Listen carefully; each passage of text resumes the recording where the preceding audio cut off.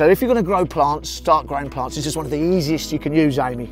Lemon balm, lovely scent to the leaves. It's an herbaceous perennial, which means it comes up this time of year, looks lovely with its leaves, then it'll die back in the winter. Use the soil as a duvet before reappearing.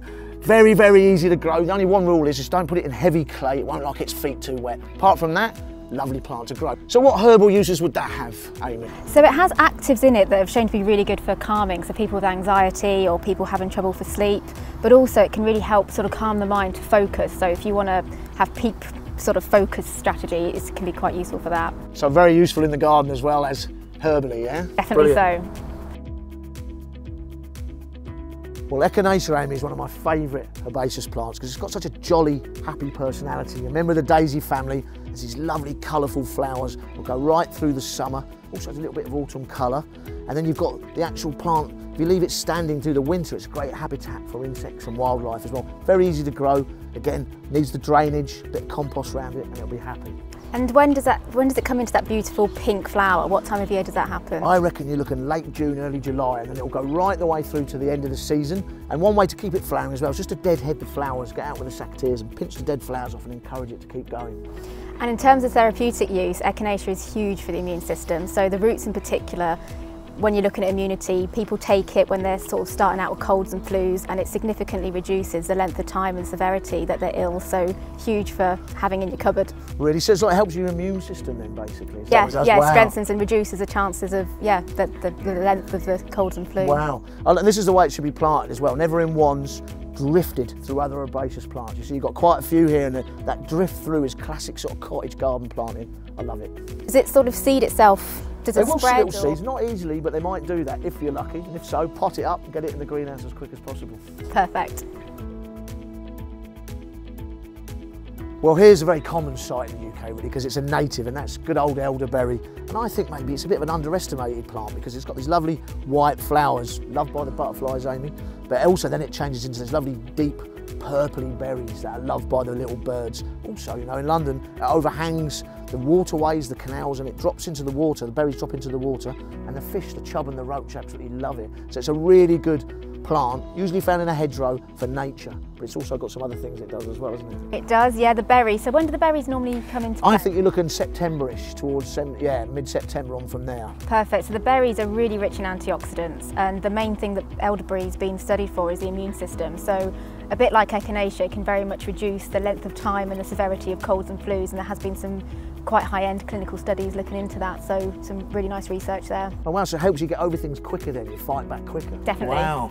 And the only one tip I've got for growing it is make sure now and again give it a good hard prune because it gets a bit leggy, but it's a beautiful British hedgerow plant. Well, this is a cracking little plant, Aimee, the English Marigold. Very, very easy to grow, straight from seed. They're called hardy annuals, which means about mid-April you can sow them straight into the ground. They come up like this and they'll start flowering maybe May, and they'll go right through to the end of the summer, to the first frosts. In fact, in milder parts of the country, they might even keep going. They've got these beautiful composite flowers, really worth having in the garden, but I know you've got other uses for it as well. Definitely so. So the Marigold, it's really rich in carotenoids, and that's what gives it its orange colour. And that's really useful for skin health, eye health, and there's been some studies there for that as well.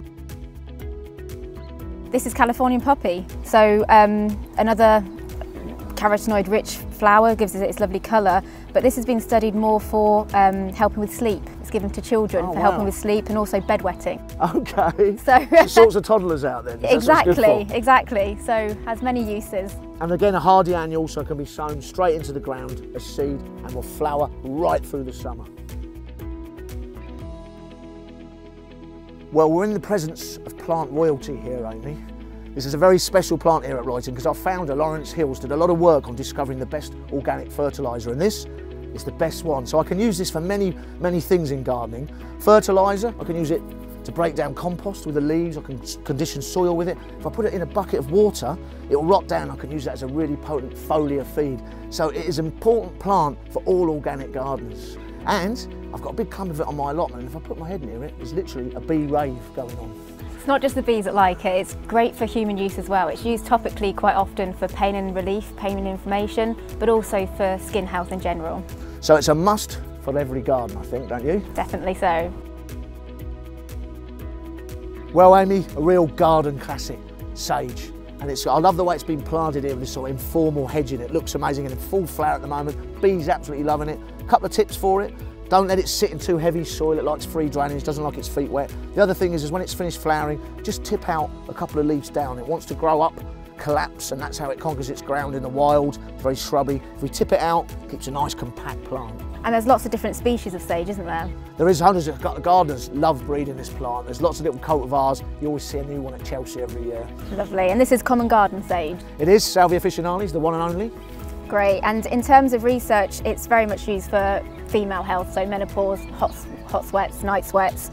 It's really popular in that area. But also there's new research into cognitive health as well, so helping with memory and improving memory. Wow, it's a very talented plant then, isn't it? Definitely so.